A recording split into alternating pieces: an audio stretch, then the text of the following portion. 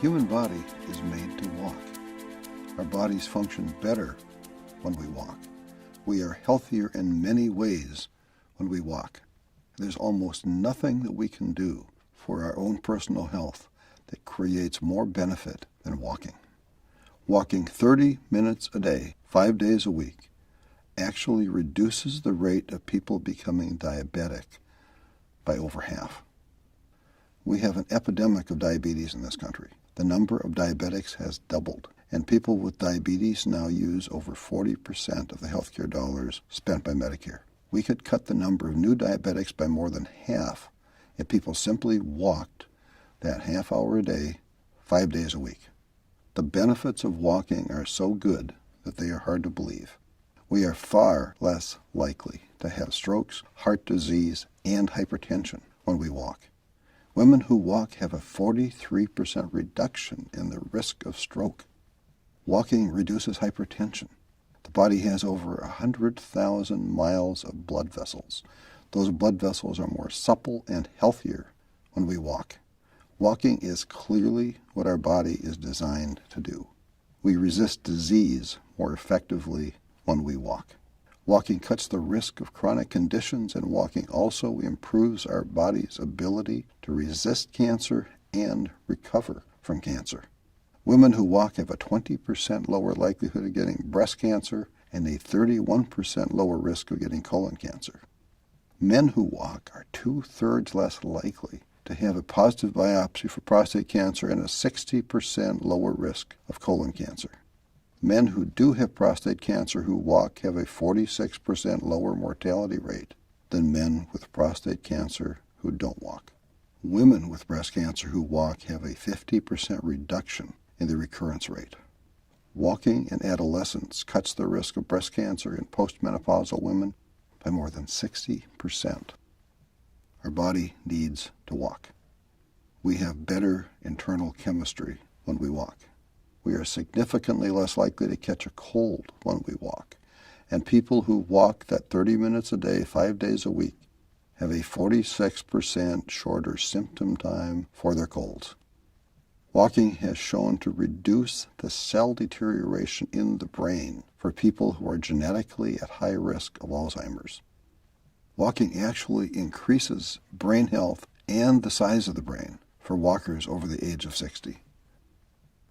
Walking can have a major positive impact on depression.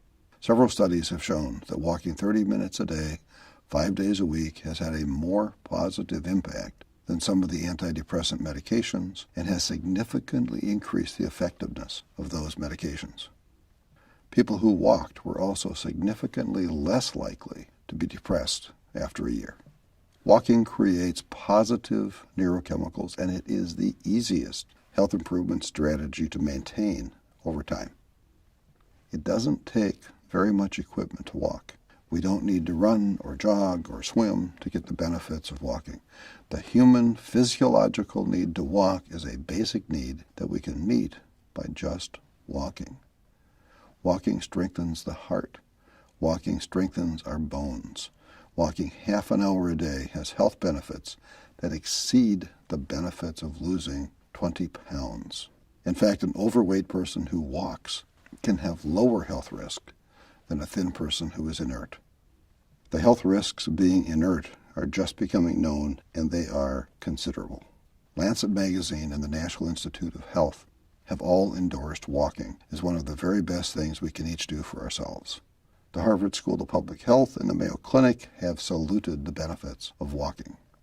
The medical evidence for walking is huge, and it is growing. The very best news might be that we don't have to walk that 30 minutes every day in one straight period of time. We can break it up and still get full benefits. We can walk 15 minutes twice a day and get the same health benefits.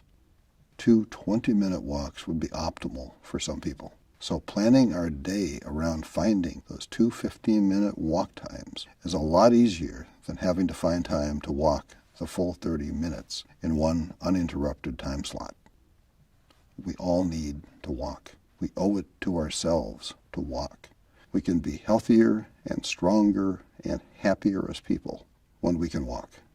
There are no magical cures or silver bullets. There is no guarantee that doing any particular thing will work for any given person.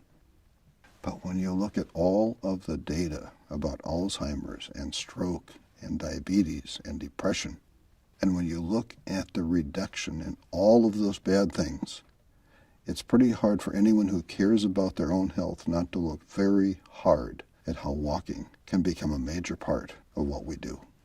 Our bodies really are made to walk, and our bodies need to walk. We are not the strongest creatures on this planet. We aren't the biggest or the fastest, and we aren't the best swimmers. We can't jump very high, and we can't fly at all. But no other living creature walks as well as we do. Walking is our gift. Walking is our strength.